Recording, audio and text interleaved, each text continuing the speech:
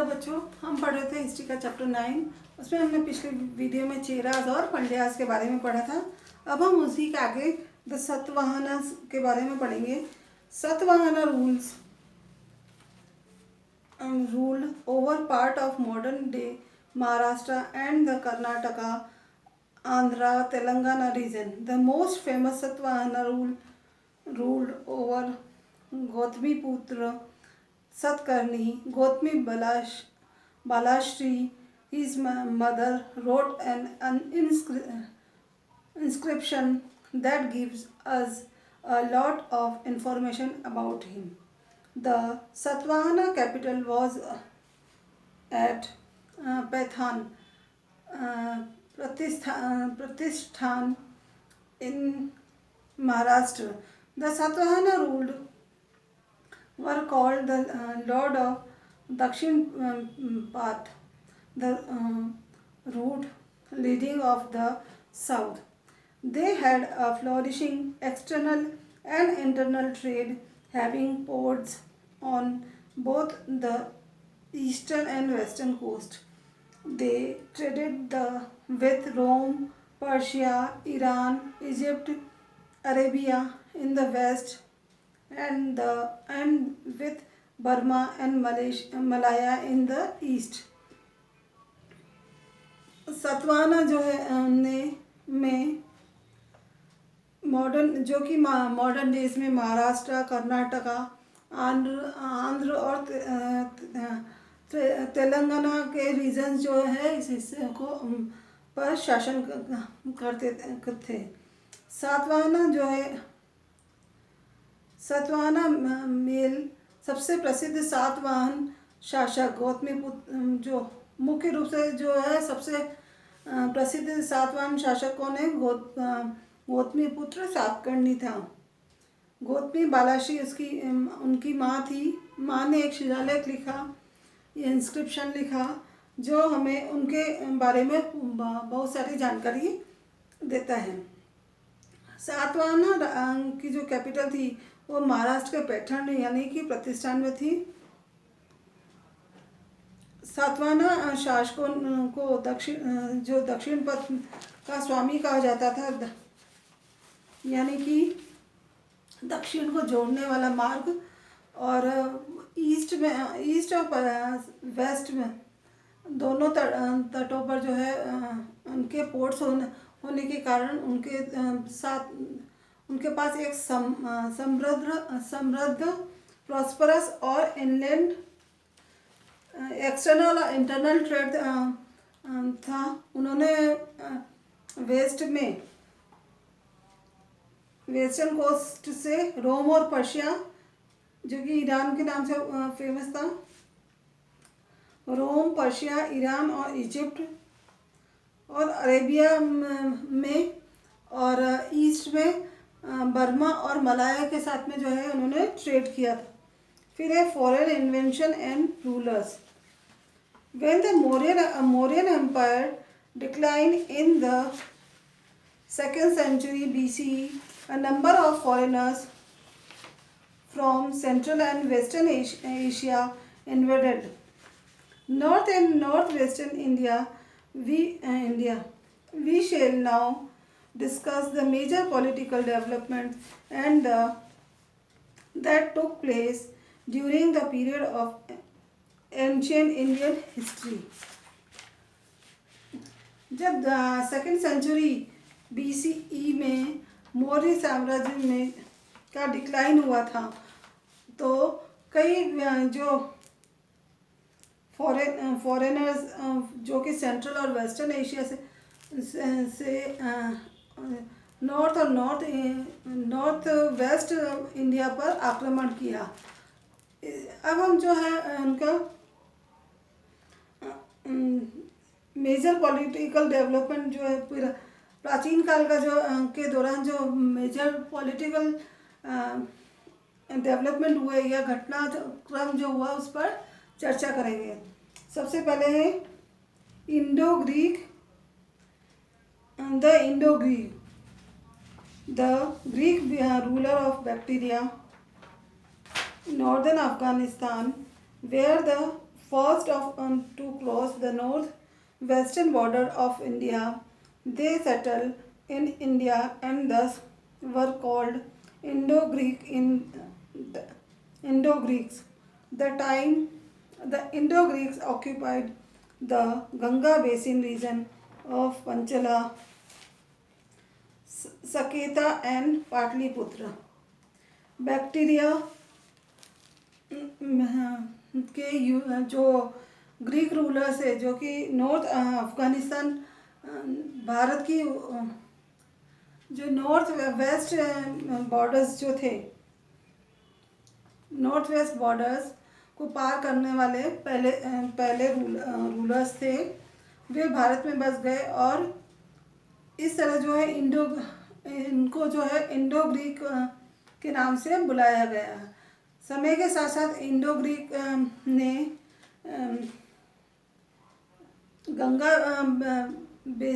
Ganga basin के पांचला, साकेत और पाटलिपुत्र पर कब्जा कर लिया। The most famous Indo-Greek ruler was Maninder Milinda, who resigned during 165 to 145 BC. He was converted to Buddhism by a Buddhist philosopher, Nagasena. Maninder posed many questions to him, which are recorded in the book Milinda Panha. The questions of Milinda. The Indo-Greek were the first to issue coin bearing the portrait of king. The name of the least 30 Indo-Greek kings are found on various coins. The coins of Maninder have been found in Kabul and Mathura. The Indo-Greek introduced Greek elements in India art and created a new art form called the Gandhara School of Art. सबसे famous जो थे Indo Greek ruler वो थे मनिंदर, जिसे Melinda थे, जिसने 165 BC से 145 BC के दौरान जो है उन्होंने रूल किया, शासन किया। बौद्ध फिलोसोफर नागसेन द्वारा जो उन्हें बौद्ध धर्म में परिवर्तित किया गया था। मिलिंदर ने उनसे कई सवाल किए जो मिलिंडा के जो क्वेश्चंस है उसकी एक बुक है में दर्ज किए हुए हैं। इंडो ग्रीक्स ने सबसे पहले सिक्के जारी किए थे, सिक्के इशू किए थे जो अलग अलग रूलर्स के उनके ऊपर चित्र थे। सब विभिन्न सिक्कों पर कम से कम 30 इंडो ग्रीक रूलर्स के नाम पाए गए। मेनेंडर के सिक्के काबुल और मथुरा में पाए गए थे। इंडो ग्रीक ने भारतीय जो आर्ट थी, इंडियन आर्ट को में ग्रीक तत्वों का परिचय दिया और एक नया कला रूप तैयार किया जिसे गांधा स्कूल ऑफ आर्ट कहा जाता है। The Shaks were nomadic type of Central Asia tribes of Central Asia who come to India after being driven out from their homeland. They defeated the Indo-Greeks and gradually gained supremacy over the northern and northwestern part of India. Indian texts such as Mahabharata and the Quran, as also numerous coins and inscriptions, tell us a lot about the Shaks. 5 branches of Shak ruled from different places. The Shak ruled were called Satrapa. The most famous and popular शक ruler was Rudradaman 132 CE. His kingdom extended up to Sindh, Kutch, Gujarat, Rajasthan, Konkan, the Narmada Valley, Malwa, Kathiawar and Western Deccan. The Junagadh inscription tells us about his military achievement, his territories and his personality. शक जो है वो central Asia की tribal nomadic tribe थी जो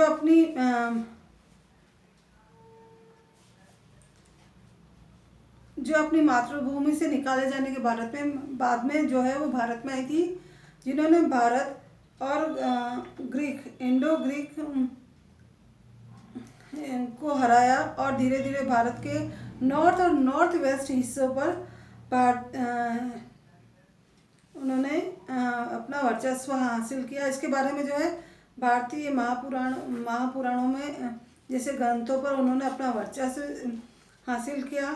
क्योंकि कई सिक्के और शिलालेख जो इंस्क्रिप्शन भी हमें शक के बारे में बहुत कुछ बताते हैं। शक की पांच ब्रांचेस जो विभिन्न स्थानों पर उन्होंने शासन किया। शक रूलर्स को क्षत्रप भी कहा जाता था।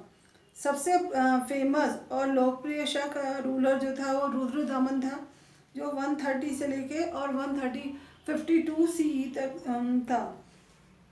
उनका राज्य जो था वो सिंध, कच्छ, गुजरात, राजस्थान, कोंकण, नर्मदा घाटी, मालवा, काठियावाड़ और वेस्टर्न डेक्कन तक विस्तृत तक फैला हुआ था। जूनागढ़ का जो इंस्क्रिप्शन है उसमें हमें उनकी जो मिलिट्री अचीवमेंट है, सैन्य उपलब्धियां हैं और उनके क्षेत्रों, उनकी जो टेरिटरीज थी और उनकी जो पर्सनैलिटी थी उसके बारे में बताता है। Thank you.